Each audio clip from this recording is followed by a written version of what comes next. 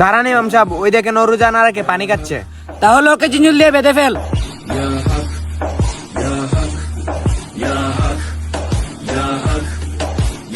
আমি মদকে ইস্যু করব গাড়িতে।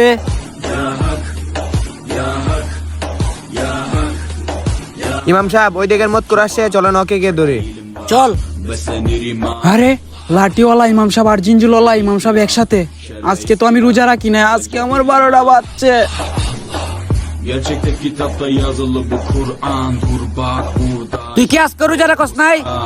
জি ইমাম সাহেব রোজা রাখ। Lan be hakikat. আচ্ছা ঠিক আছে, তাহলে বল পিছে কি লুকিয়ে রাখছিস? এখন যদি ইমাম সাহেব বুঝে যায় আমি রোজা না রেখে মদ খাচ্ছি, তাহলে জিঞ্জুল দিয়ে বেঁধে লাঠি দিয়ে মারবে। ইমাম সাহেব আমার হাতে তো কালি বোতল, আমি আমার ছোট ভাইয়ের জন্য দুধ আনতে যাচ্ছি। আচ্ছা তোর হাতে কালি বোতল আর আমি তো অন্য কিছু দেখতেছি। আচ্ছা আমার সাথে মিথ্যা কথা, আর তুই তো ভালো করে জানোস আমার সাথে মিথ্যা কথা বললে আমি লাঠি দিয়ে পুকুরে চাম তুলে দিই। সত্যি করে বলে দে তোর হাতে কি আছে। হে আল্লাহ, এবারের মতন লাঠিওয়ালা ইমামের হাত থেকে আমাকে বাঁচিয়ে দেন।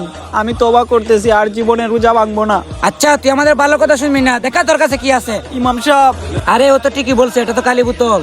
ইমাম সাহেব ওকে ছেড়ে দিন, চলেন গিয়ে দেখে আসি আর কে রোজা রাখে নাই। আরে এটা কালি বোতল হয়ে গেল কি করে? এটার মধ্যে তো মদ ছিল।